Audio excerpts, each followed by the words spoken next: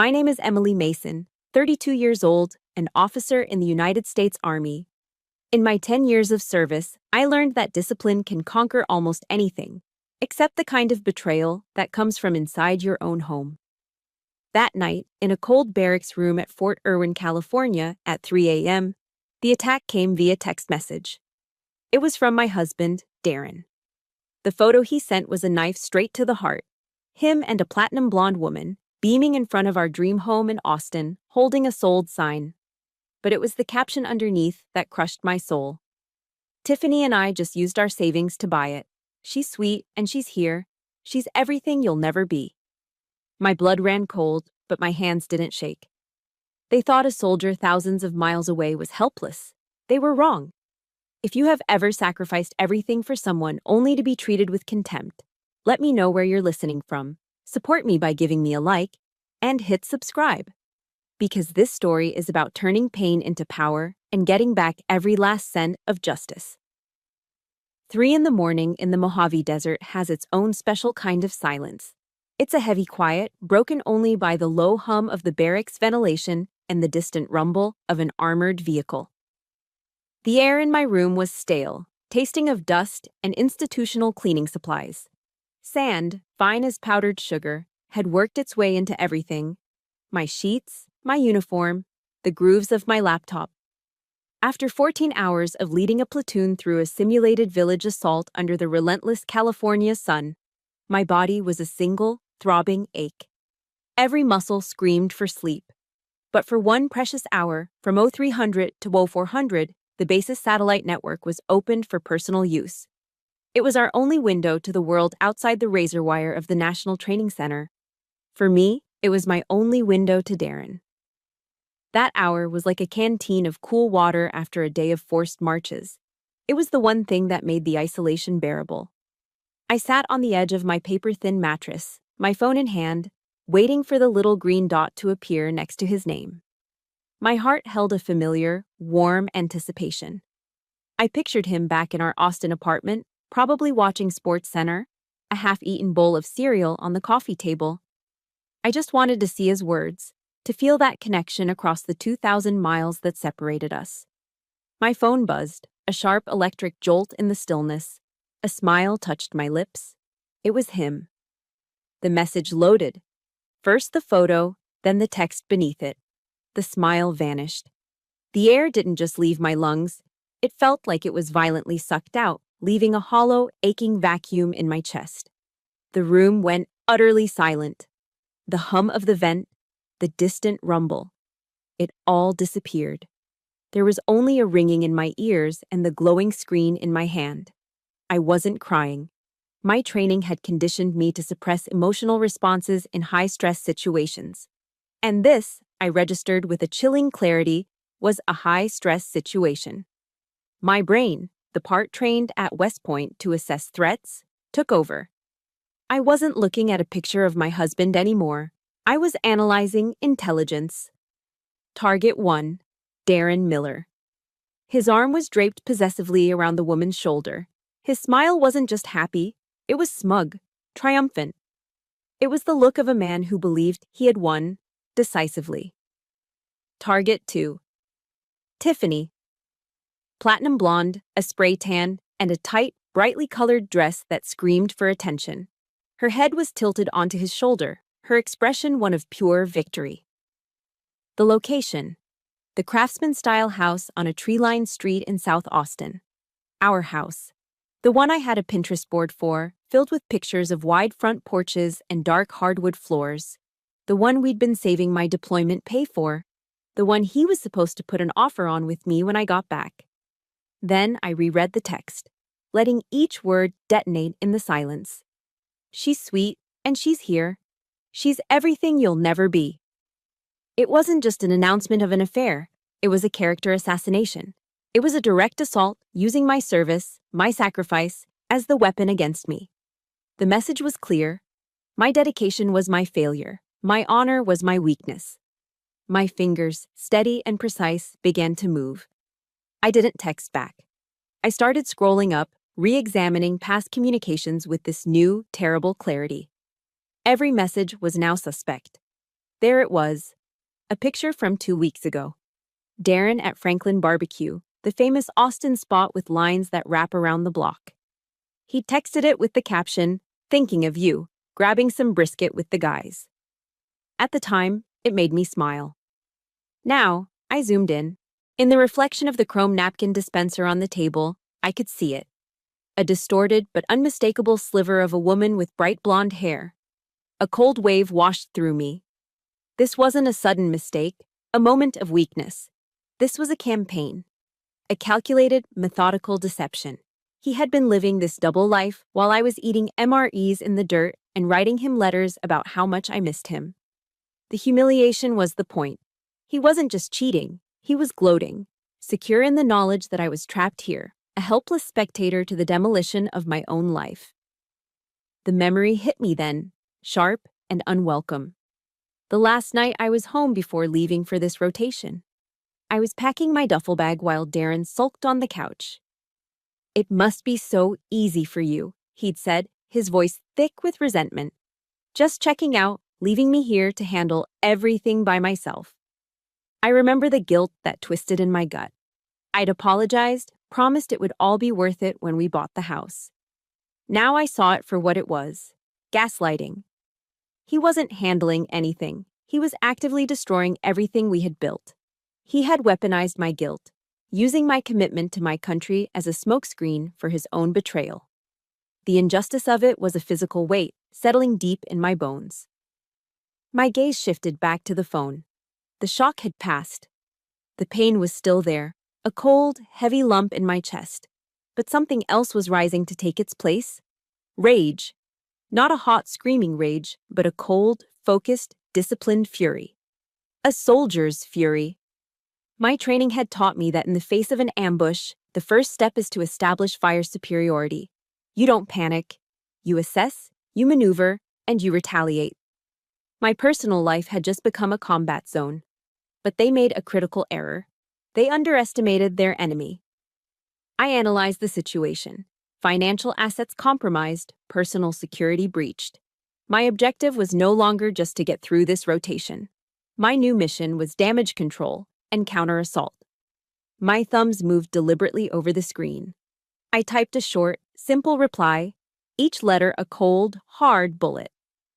"Wow, you're brilliant." I hit send. It wasn't praise. It was a declaration of war. Then I began methodically documenting the evidence. I took screenshots of the photo, the text, the old messages, the incriminating reflection. I saved them to my phone, then uploaded them to a new, encrypted folder in my cloud storage, naming it something innocuous. NTC SOPs. Standard Operating Procedures. I didn't sleep for the rest of that hour. The rage was a clean, efficient fuel, burning away the exhaustion.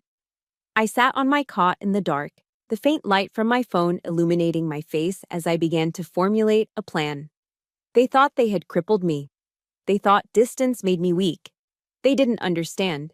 Distance just gives a soldier a better field of fire. As the first pale light of dawn broke over the Mojave Desert, illuminating the harsh, unforgiving landscape, I knew exactly where I had to go. How could I have been so blind?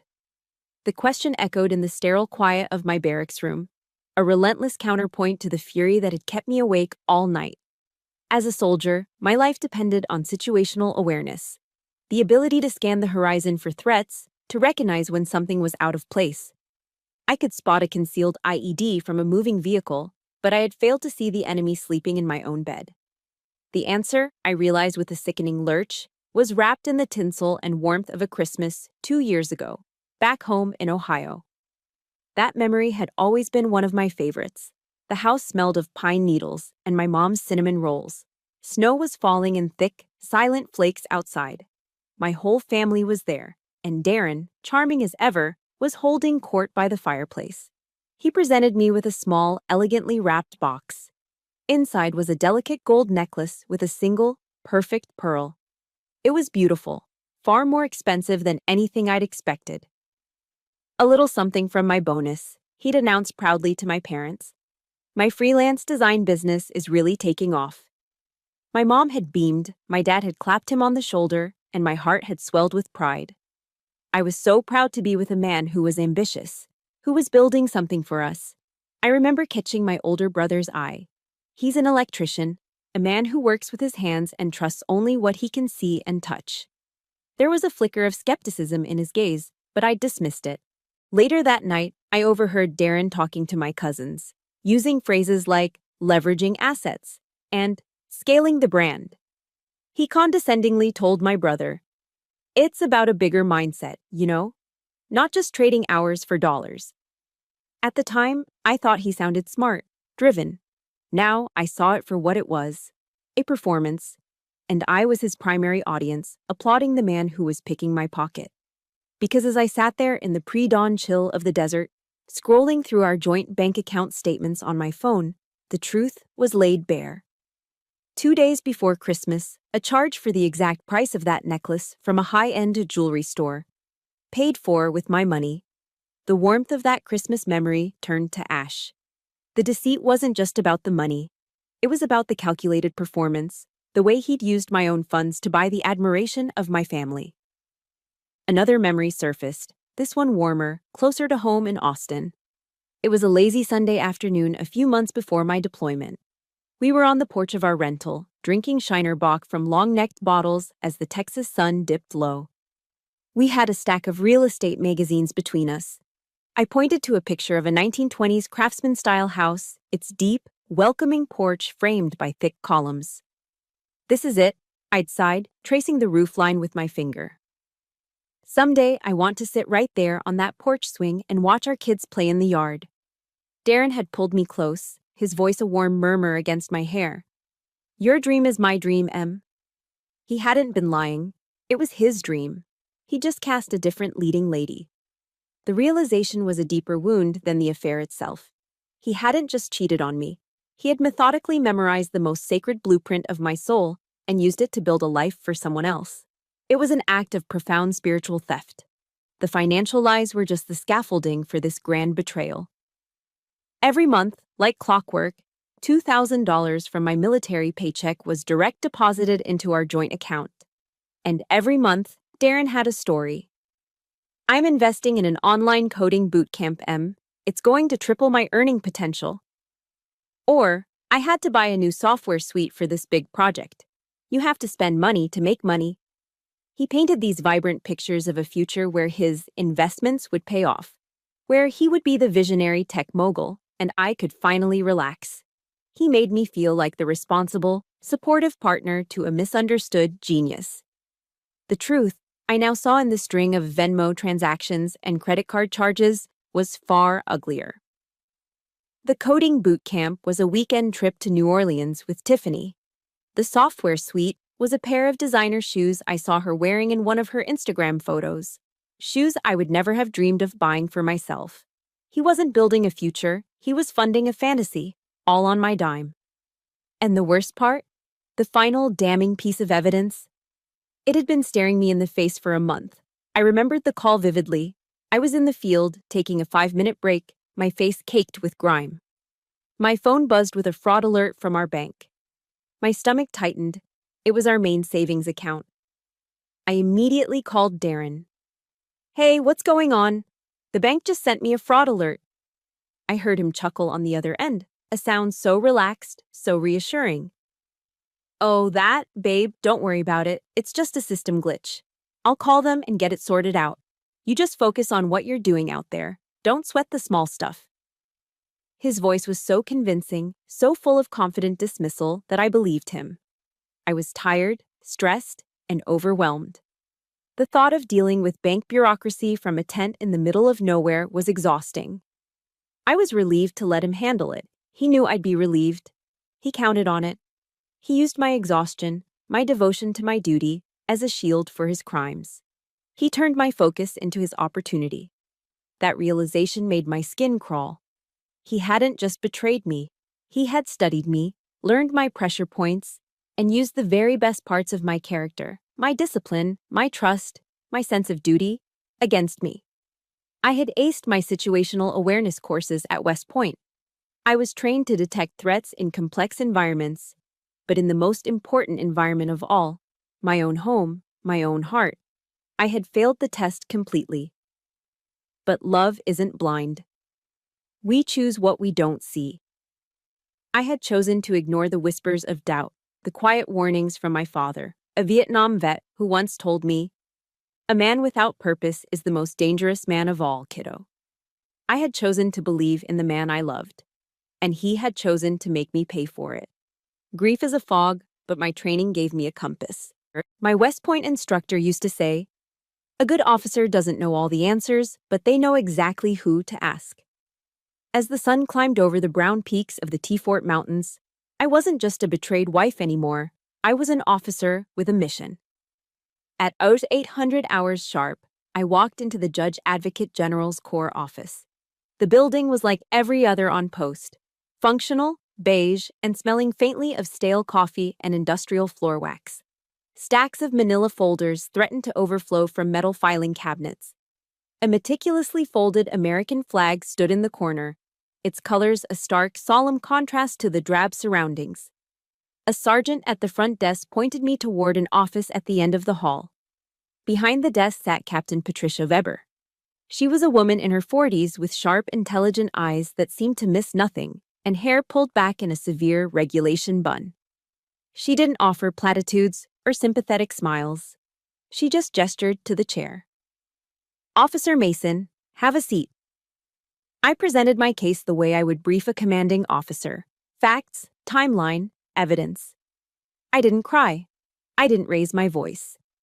I laid out the sequence of events with cold, hard precision, from the initial text message to the fraudulent bank activity I'd uncovered. When I finished, I placed my phone on her desk. The screen opened to the picture of Darren and Tiffany. Captain Weber picked it up. Her face was an unreadable mask as she scrolled through the messages, her expression unchanging. But then she set the phone down, looked me directly in the eye, and gave a single, decisive nod. The nod wasn't just an acknowledgement. It was a validation. It was the first time in 24 hours that someone had looked at my reality and confirmed it was real. "Officer Mason," she said, her voice calm and firm, "you did the right thing by coming here." Those 9 words were like a combat medic applying a pressure dressing to a bleeding wound. They didn't fix the damage, but they stopped the hemorrhaging in my soul. Captain Weber leaned forward, her focus absolute. "Your husband made a very common, very stupid mistake. He thinks he's dealing with a distant wife. He's not. He's dealing with the United States Army." She explained the Service Members Civil Relief Act, the SCRA, a piece of federal legislation I'd only vaguely known about. It was a legal shield, forged specifically for situations like mine.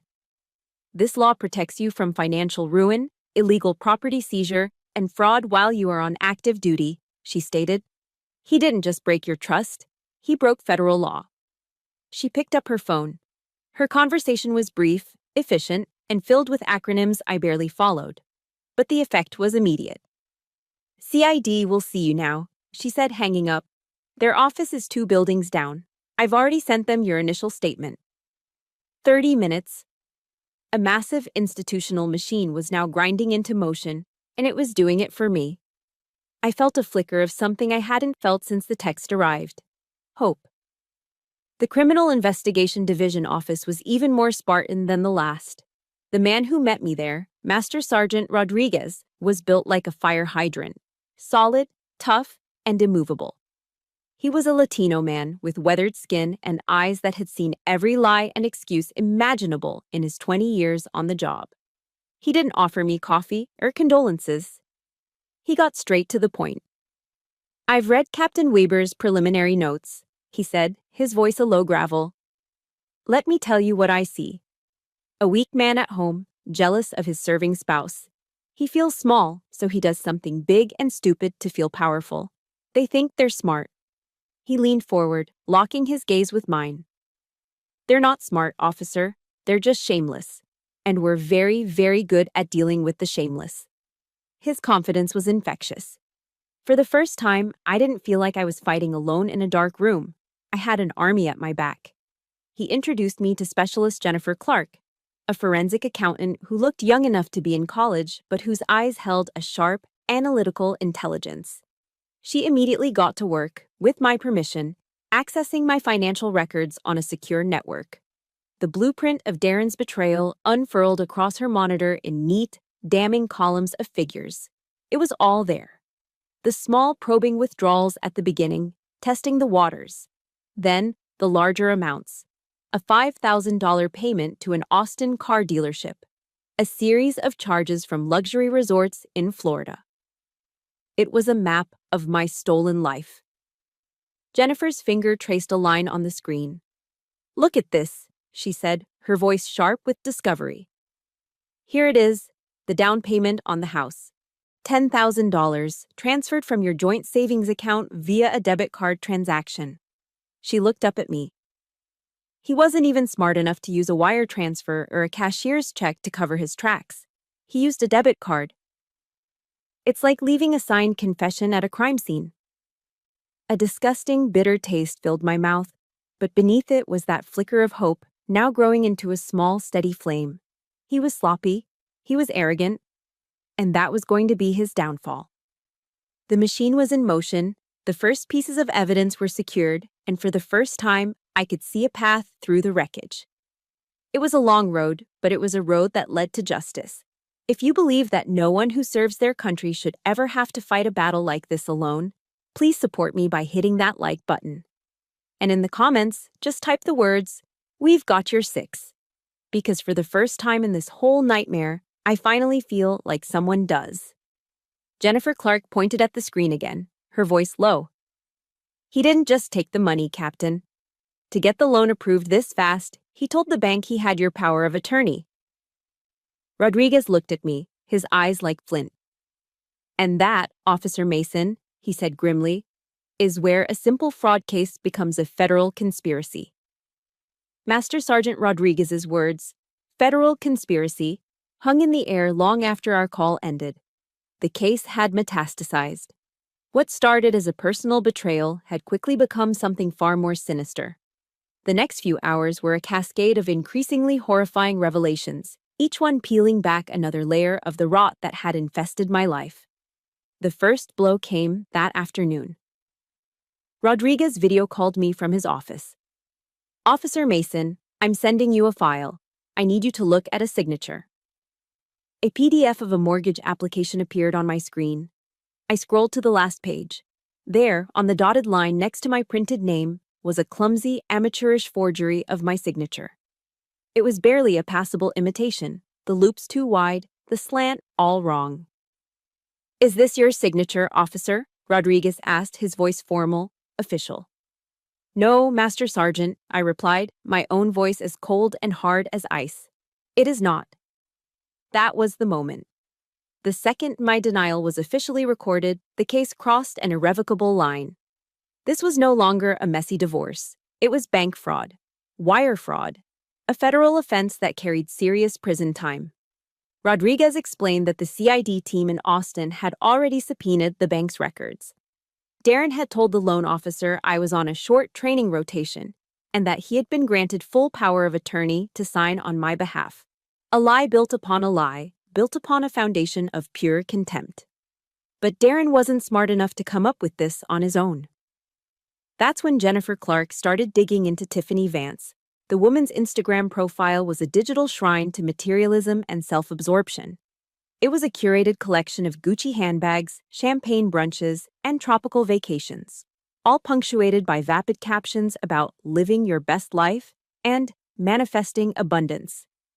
It was the kind of empty glamour that Darren, with his deep-seated insecurities, would have found irresistible.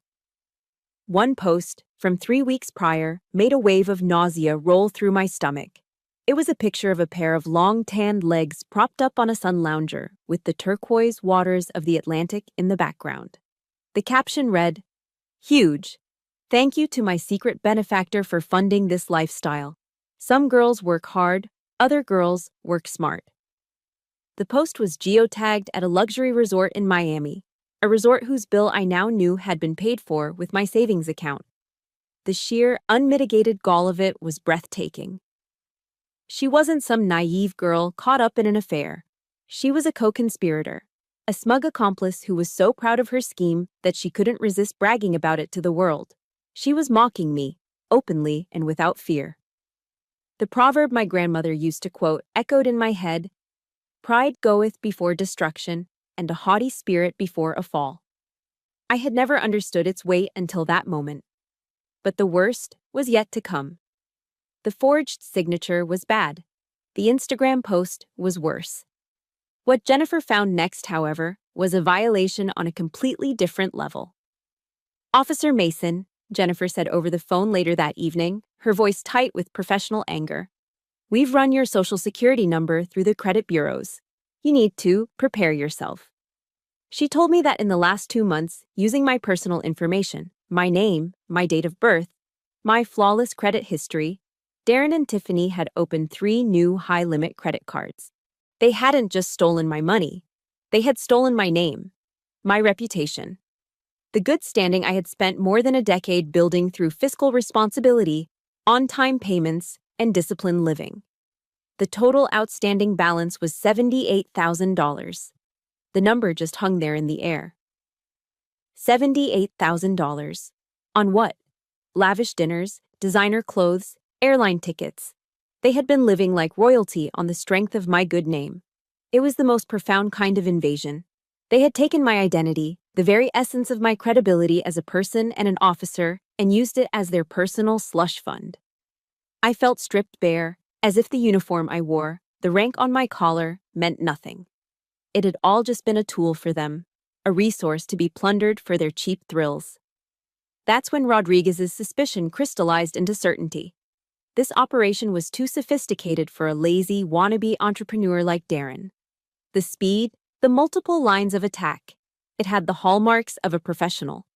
He suspected Tiffany wasn't just a girlfriend, she was the architect. He ran a preliminary background check on Tiffany Vance. The results came back almost immediately. It turned out Tiffany Vance was just one of her preferred names. She also went by Candace Lee in Florida and Jessica Martin in Nevada. More importantly, she had active warrants for her arrest in both states for fraud and grand larceny. The pattern in each case was identical. Find a man with a successful, often absent partner, and systematically drain their resources. She was a predator, a professional grifter, a black widow who lured in weak-willed men and used them as tools to get to the real prize. Darren wasn't her partner, he was her key. He was the bait she used to get to me. The final piece of the puzzle clicked into place, revealing a picture more ugly and pathetic than I could have imagined. Darren, with his fragile ego and resentment, was the perfect mark. Tiffany had likely fed his sense of victimhood, telling him he deserved more, that he was the real genius, that I was the one holding him back. She had given him the validation he craved, and, in return, he had handed her the keys to my entire life.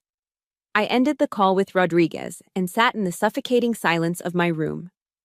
The initial shock had been a physical blow. This was different.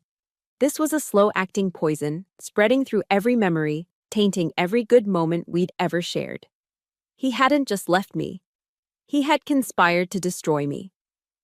"Your husband isn't the chess player," Rodriguez had told me just before hanging up, his voice a low growl. "He's just a pawn. And we're about to flip their whole board." The phone call from Master Sergeant Rodriguez came late the next day.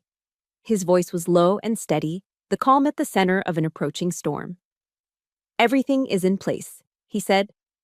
"The final closing for the house is scheduled.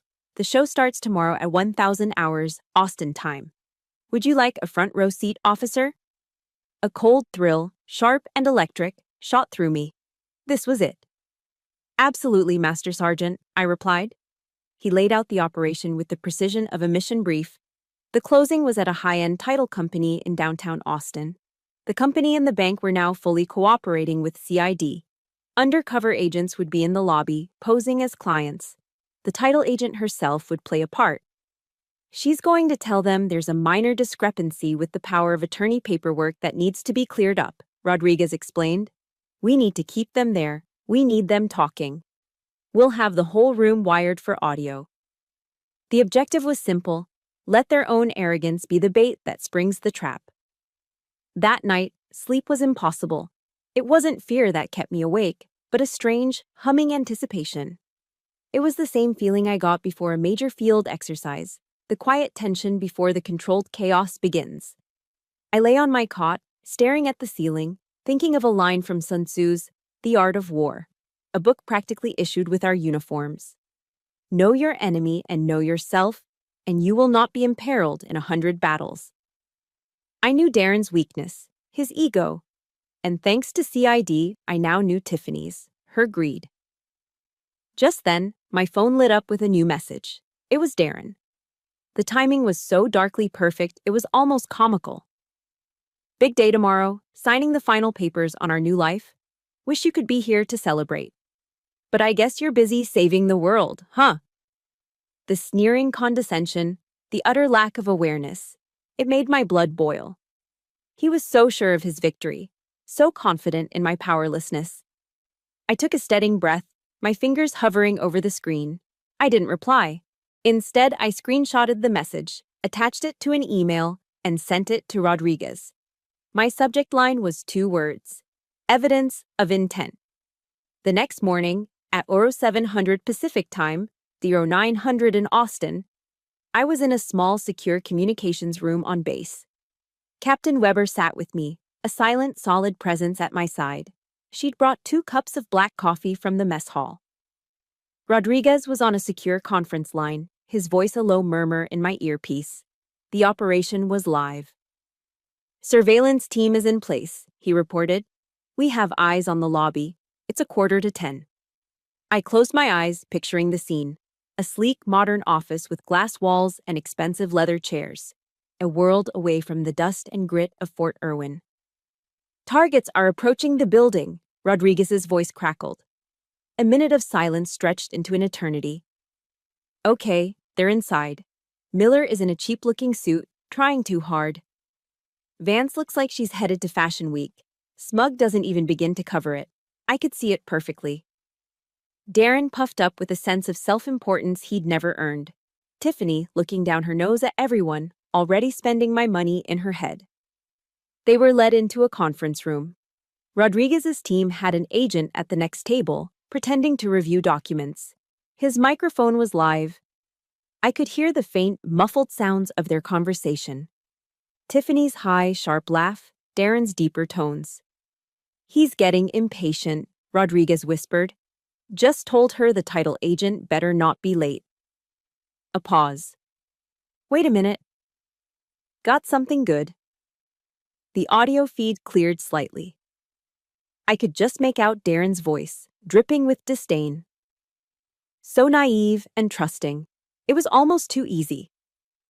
Captain Weber, listening in on a second earpiece, met my eyes. Her expression was granite. The minutes ticked by. 0955, 1000, 1005. The trap was set. The bait was taken. Now, we just had to wait for them to chew on it. Then, another text from Darren buzzed on my phone, which I had placed face up on the table. This one was different. The smugness was gone, replaced by a cloying, manipulative sweetness. Hey baby, you okay? Haven't heard from you in a bit. Worried. Just wanted to say, no matter what happens, I'll always love you. I stared at the message, a fresh wave of disgust washing over me. He was in the middle of stealing my life savings and my home, and he was sending this? It was so transparently slimy. He was building his alibi, creating a digital paper trail of concern in case something went wrong. He was trying to manipulate me even as the jaws of the trap were closing around him. Captain Weber leaned over and read the text. She didn't say anything. She just shook her head slowly, a look of profound contempt on her face. He's a cockroach, she said quietly. And I knew she was right. It was time to turn on the lights. The title agent is going in, Rodriguez announced in my ear. It's showtime. I took a sip of the bitter black coffee. My hands were perfectly steady. My heart was a cold, hard drum, beating out a rhythm of methodical resolve. The waiting was over. The battle was about to be joined. And for the first time in my life, I was going to be the one giving the orders that would set the ambush. The title agent is going in, Rodriguez announced in my ear. It's showtime. In the communications room at Fort Irwin, I leaned forward. My entire world narrowed to the sound coming through my earpiece. I could hear the scrape of a chair, a polite clearing of a throat. "Mr. Miller," a woman's calm professional voice said, "we have a slight problem with the power of attorney document from your wife." Darren's voice, amplified by the hidden microphone, was instantly sharp and arrogant. "A problem? What kind of problem?" "It's all perfectly legal. My wife is deployed." He was trying to steamroll her, using his usual tactic of manufactured authority. "I'm sure it is," the agent replied smoothly. "But our legal department just needs to verify one small detail. It should only take a few more minutes." I could hear Tiffany let out an exaggerated, impatient sigh. Through Rodriguez's feed, he described her dismissively inspecting her nails, bored by the incompetence of the little people. That was the cue.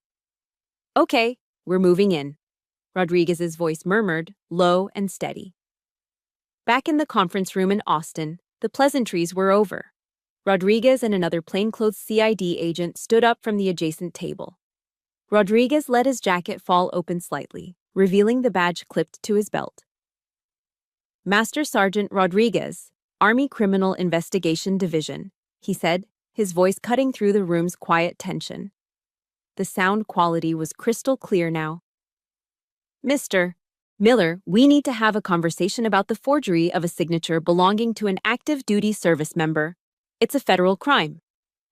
The change was instantaneous. I could hear a sharp intake of breath from Darren. The blustering arrogance in his voice evaporated, replaced by a high-pitched panic. "Army, what is this? There must be a mistake. My wife? She's completely on board with this." "Is she?" Rodriguez's tone was flat, devoid of emotion.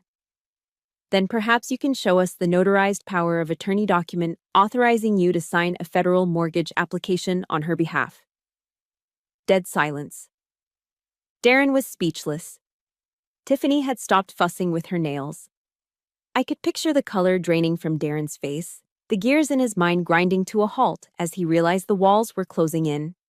He must have turned to Tiffany, looking for a lifeline, for his brilliant partner in crime to save him. But the rats were already abandoning the sinking ship. Rodriguez later told me that the look she gave him was pure ice. There was no support in her eyes, only cold, reptilian calculation as she began to distance herself from the fool who had led them into this. Rodriguez didn't give them a moment to recover. On his signal, 2 more agents entered the room, along with a uniformed officer from the Austin Police Department. One of the agents held up a tablet. "Mr. Miller, we have an audio recording of you from approximately 10 minutes ago, in this room, referring to your wife as so naive and trusting it was almost too easy," Rodriguez stated, his voice methodical.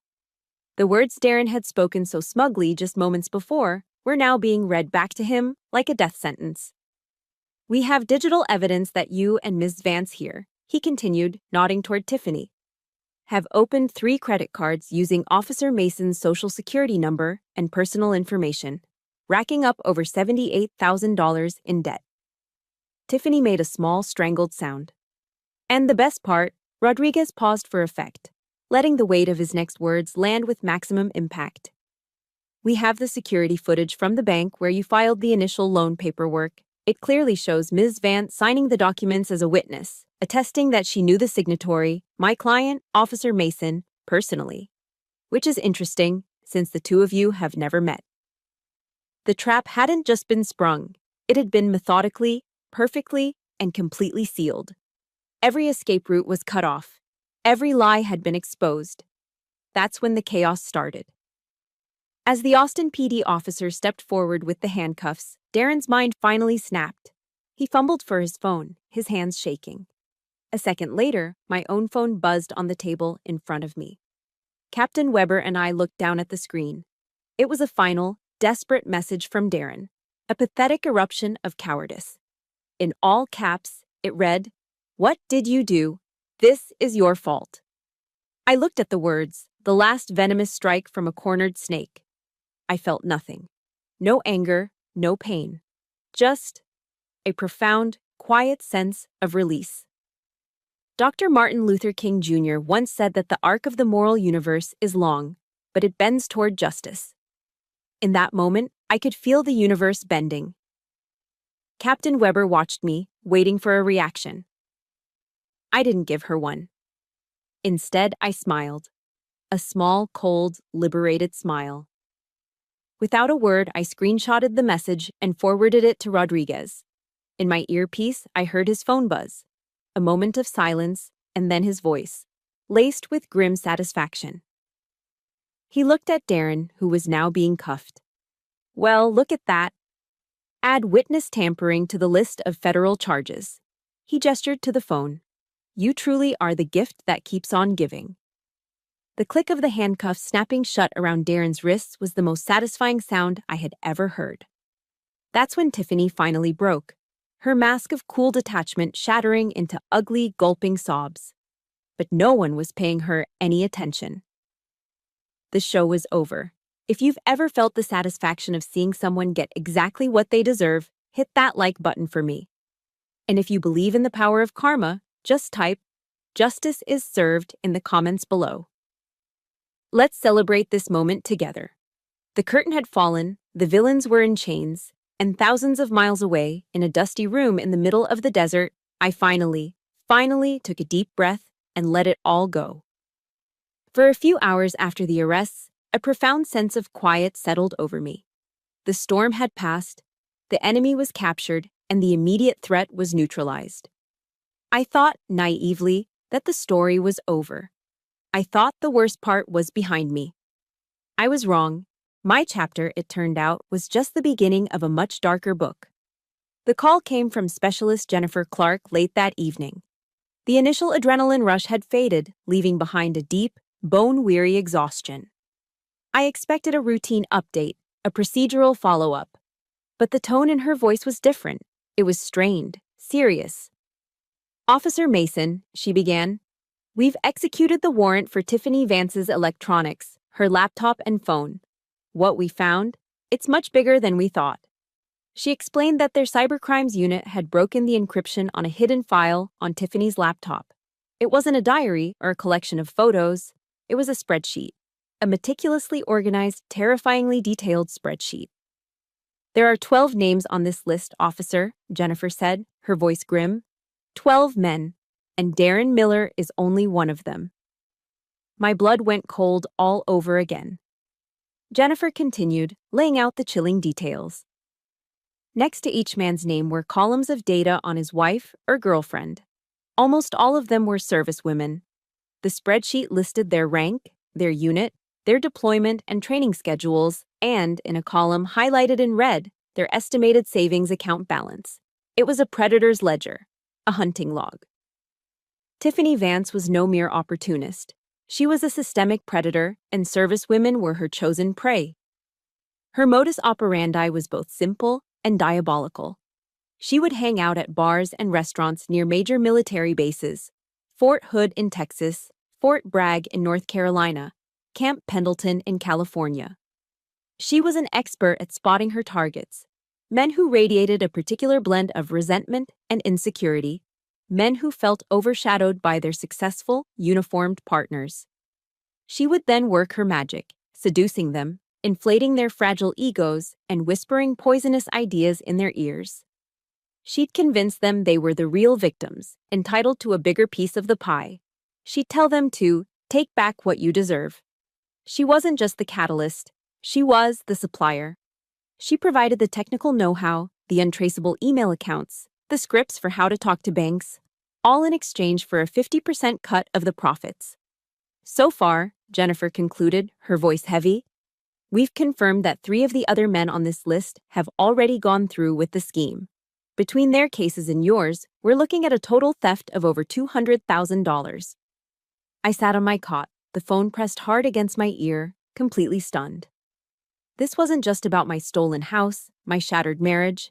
This was a criminal enterprise, preying on the vulnerabilities created by military service itself. Tiffany had exploited the very foundation of trust that military families are built on. The faith that the person at home is guarding the life you're fighting to protect. As I was trying to process this, my phone buzzed with a notification. It was an email from Captain Weber, forwarding a message from Darren's newly appointed public defender. The tone was a complete reversal from the arrogant, sneering man who had texted me less than 12 hours before. The rage was gone, replaced by a desperate, pathetic plea. "Emily, please, you have to help me," the message read. "I was a victim in this too. Tiffany manipulated me. She got inside my head. You know I love you. I just made a terrible, terrible mistake. Please tell them I'll cooperate. Tell them I was coerced." A victim? The word was so absurd, so grotesquely self-serving, that I almost laughed. Was he a victim when he was smirking in front of my dream house? Was he a victim when he was typing out that cruel, dismissive text, mocking my service? He wasn't a victim. He was a willing, enthusiastic accomplice whose only regret was getting caught. He didn't want forgiveness. He wanted a get-out-of-jail-free card. I forwarded the email to Captain Weber without comment. Her reply came back in less than a minute. 3 words. "It's too late." But it was the thought of those other women that truly changed everything for me. 3 other women, right now, somewhere in the world, maybe in a tent in Afghanistan, or on a ship in the Pacific, or even in a barracks room just like mine, who had either just had their lives detonated or were about to. They were my sisters in arms, and they didn't even know they were under attack. In the Army, our most sacred creed is that we never leave a fallen comrade. You fight for the soldier next to you. In that moment, my personal pain was eclipsed by a powerful, clarifying sense of purpose. This was no longer just my fight. It was ours. I called Master Sergeant Rodriguez back. "I've just seen the information from Specialist Clark," I said, my voice clear and steady. "And I've just read the message from my husband." "He's a piece of work," Rodriguez grunted. "He is," I agreed. "Master Sergeant, I need you to know something. I will do whatever it takes. I'll testify. I'll provide any information you need. I want to help you get every single one of the men on that list. And I want to make sure Tiffany Vance is put away for so long that she never has the chance to do this to another soldier again." The mission had changed. I wasn't just fighting to get my money back anymore. I was fighting to reclaim the honor of every servicewoman who had ever been betrayed while she was busy defending her country. My rotation at Fort Irwin was nearing its end when the sentencing hearing was scheduled. I chose not to attend. My fight was over. The rest was up to the system I had put my faith in. Instead, Captain Patricia Weber went to the federal courthouse in Austin to witness it on my behalf. She called me the moment it was over. Her first words painted a vivid picture. "Darren Miller just walked into the courtroom," she said, her voice crisp and clear over the phone. "He's in a bright orange jumpsuit. It's a stark contrast to the cheap suit I heard he was wearing last time." The image was jarring. The smug wannabe tycoon was gone, replaced by a common criminal, stripped of his pretensions and clad in the color of his disgrace. Patricia told me he still tried to carry himself with a defiant swagger, as if the jumpsuit were a temporary inconvenience, a wrinkle in his otherwise brilliant career. That arrogance, she said, lasted until the assistant U.S. attorney began to speak. One by one, the prosecutor laid out the cold, irrefutable architecture of their crimes. He played the audio recording from the title company, Darren's voice echoing in the solemn courtroom as he called me naive and trusting. He displayed the bank statements, a stark testament to their greed. He projected the screenshots of Darren's smug, contemptuous text messages onto a large screen for the judge and jury to see. With each piece of evidence, Patricia described how Darren's composure crumbled. The swagger melted away, his shoulders slumped, and his face became a pale, sweaty mask of disbelief. He couldn't deny it. He couldn't spin it. The truth, in all its ugly detail, was being laid bare under the fluorescent lights of justice. The spectacle only got uglier when Tiffany's lawyer stood up to speak.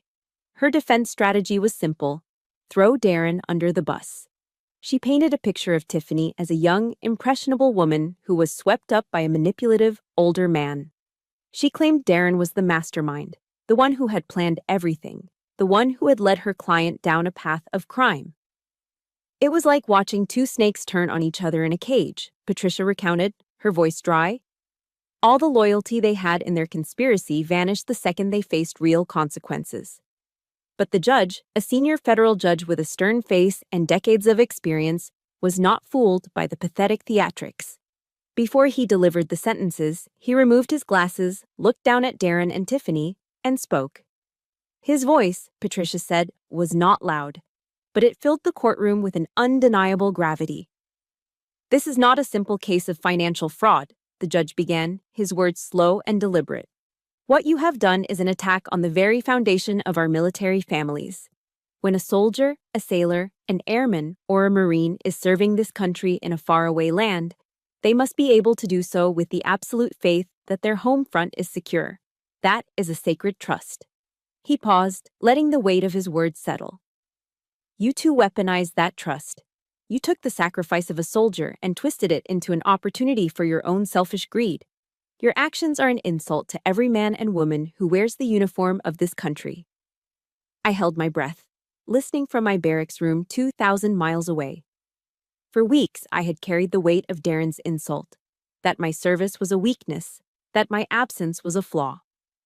And now, here was a federal judge, a pillar of the system, declaring that my service was an honor and that they were the ones who had committed the ultimate disgrace. It was a vindication so profound, it almost brought me to my knees. Patricia's voice returned, pulling me back to the present. "He's about to deliver the sentence." She relayed the judgment, clean and final. Darren Miller, for his role as a willing accomplice, was sentenced to 4 years in federal prison, followed by 5 years of supervised probation. He was ordered to pay full restitution to me for the entire $93,000, the stolen savings and the fraudulent credit card debt combined. Tiffany Vance, identified as the mastermind with a prior criminal history, received a harsher sentence: 7 years in federal prison, no possibility of parole. She was also ordered to pay her share of restitution to me, as well as the full amounts owed to the other victims her network had targeted. When I heard the verdict, I didn't cheer. I didn't cry. I simply let out a long, slow breath, a breath it felt like I had been holding since that 3 a.m. text message first appeared on my screen. The weight I had been carrying, the rage, the humiliation, the fight, it just lifted. But Patricia had one last detail for me, a final grim piece of poetic justice. After the sentencing, I spoke with the prosecutor. She said, "He told me what Tiffany admitted during her interrogation. Her plan was never to build a life with Darren. He was just a means to an end." She explained that Tiffany's final move was to have been the cruelest. Once the house was securely in their names, she had a plan to set Darren up for a minor drug charge. With him in jail, she would have been able to claim full ownership of the property and all their shared assets. He was never her partner. He was her disposable tool. The irony was staggering. The man who betrayed me for another woman was always going to be betrayed by her in the end. He had been so blinded by his own greed and ego that he couldn't see he was just a pawn in a much more ruthless game. He had chosen to align himself with a predator, and in the end, she had been ready to devour him too. I hung up the phone and looked out my window at the vast, empty expanse of the desert. The Declaration of Independence promises us the right to the pursuit of happiness. I realized then that sometimes before you can pursue happiness, you must first secure justice. And justice, finally, had been served. The weeks after the sentencing were quiet. The storm had passed, leaving behind a strange and unfamiliar calm. The daily calls with Captain Weber and Sergeant Rodriguez ceased. The constant flow of information, evidence, and strategy sessions dried up. The war was over, but now I had to learn how to live in the silence of the aftermath. It wasn't a simple victory parade. It was a slow, deliberate process of clearing the emotional wreckage. About a week later, a letter arrived in the mail call. It was forwarded from my home address. The envelope was standard federal prison issue, but the handwriting on the front was Darren's. Seeing that familiar, looping script, which had once filled birthday cards and love notes, now on a piece of institutional mail, felt deeply foreign. It was a relic from a life that no longer existed. I held it for a long time, debating whether to open it. Part of me wanted to throw it away, unopened. But the soldier in me, the part that needs all available intelligence before making a decision, won out. I slid it open. The letter inside was 4 pages of handwritten, self-serving cliches. He had found God. He had realized the error of his ways. Tiffany, he claimed, had cast a spell on him, preying on his loneliness. He wrote about our high school days, about the love he swore he still felt for me. He begged for my forgiveness and, in the final delusional paragraph, suggested that when he got out, we could start over, and that this whole ordeal would make us stronger. Reading his words, I didn't feel the fire of rage or the sting of pity. I felt nothing. A profound and hollow emptiness. The man who wrote this letter was a stranger. He wasn't taking responsibility. He was auditioning for the role of the redeemed man, still trying to manipulate the narrative. The letter wasn't an apology, it was just another tactic. The most difficult task was still ahead of me, telling my parents. I finally made the call back home to Ohio, my stomach in knots. I laid out the whole story, from the 3 a.m. text to the federal prison sentences. They were stunned into silence. After a long moment, my mother, a kind woman whose greatest fear is conflict and whose heart always defaults to forgiveness, spoke tentatively. "Oh, Emily, honey," she stammered. That's just terrible. But do you think you could ever, forgive him?" Before I could answer, my father's voice cut in, firm and clear. "He's a Vietnam vet, a man who understands betrayal in a way my mother never will. That's between him and God," he said, his voice leaving no room for argument. "In a war, you have deserters. You don't trust them on the battlefield again, and you don't trust them in your life again. He chose his side, Emily. Now you choose yours." His words were a gift. They were permission. They were the validation I needed to hear from him, confirming that protecting myself wasn't selfish. It was a necessary act of survival. I never wrote back to Darren. Instead, I called Captain Weber. I asked her to have a formal message delivered to him through the prison system and his lawyer. The message was concise and absolute. "Officer Mason acknowledges receipt of your letter. She will not be responding. Any and all future contact must be directed through this legal office. The divorce has been filed. She wishes you time to reflect on your actions." It wasn't an act of revenge. It was an act of self-preservation. I thought of something I'd read from the writer Brené Brown. Clear is kind, unclear is unkind. For the first time, I was choosing to be kind to myself by drawing the clearest, most definitive boundary I could. I was building a wall, not to trap myself in, but to protect the peaceful territory I'd fought so hard to reclaim. That evening, back in my barracks room, I pulled a dusty shoebox out from under my bunk. It was filled with 15 years of my life with Darren. I sat on the floor and went through it, one piece at a time. A photo of us at our high school prom, me in a powder blue dress, him with a goofy, charming grin. Ticket stubs from our first movie date, a terrible action movie we'd both loved. Dozens of handwritten letters he'd sent me during basic training, filled with promises of our future. I didn't cry. I looked at each item with a strange sense of detachment. I acknowledged that the love at one point had been real. Or at least, I had believed it was real. But the boy who wrote those letters and the man he became were two different people. Or perhaps the man he became was who he'd been all along, and I had just refused to see it. I picked up the box. I walked out of the barracks, into the cool, clear desert night. The sky was a vast canopy of brilliant stars, indifferent and beautiful. I walked over to the large metal dumpster behind the building and, one by one, I let go of the past. The photos, the letters, the ticket stubs. I dropped them all into the darkness. It wasn't an act of anger. It was a ceremony, a quiet, personal ritual of release. I was finally clearing the ground, making way for a future that would be built on a foundation of self-respect, not blind faith. The end of my rotation at Fort Irwin came on a blisteringly hot afternoon. The graduation ceremony was held on the same dusty parade ground where we'd begun our training months before. Dressed in my Class A uniform, starched and immaculate, I stood at attention with my platoon. The heat was oppressive, but I felt a profound sense of clarity. This desert, which had once been the backdrop to my personal hell, now felt like a crucible. A place that had burned away everything that wasn't essential, leaving behind something stronger. When my name was called, I walked across the stage to receive my certificate. The commanding general, a man with a chest full of ribbons and a gaze that seemed to see right through you, shook my hand. He held it for a moment longer than necessary, his expression serious. "Officer Mason," he said, his voice low enough that only I could hear, "we're proud of your resilience, both on and off the training field." That quiet acknowledgement, coming from a man I respected so deeply and spoken in front of my peers, meant more than any court verdict. It was a restoration of my honor, not as a victim, but as what I had always been: a soldier, a leader, an officer in the United States Army. A few days later, my new orders came through. They weren't for Fort Hood, near Austin. I had requested a transfer, a clean break from the ghosts of my past.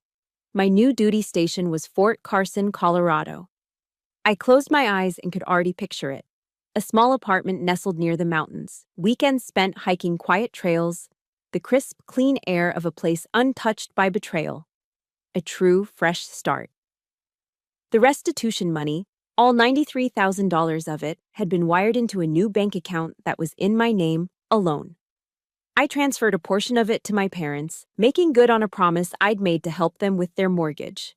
The rest, I put aside. It was no longer for a craftsman-style house in Austin. It was for a small plot of land, somewhere with a view of the Rockies. I was going to build my own dream house, on my own terms. This time, the foundation wouldn't be built on blind trust. It would be built on the bedrock of my own strength and self-respect. The week before I was scheduled to leave California, I got one last call from Captain Weber. "I thought you'd like to know," she began, a note of pride in her voice, "that your case has had an impact.